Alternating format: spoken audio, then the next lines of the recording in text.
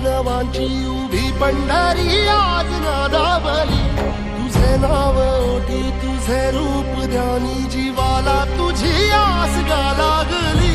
जरी बाप साऱ्या जगाचा परी तू आम्हाले कराची विठू माऊली.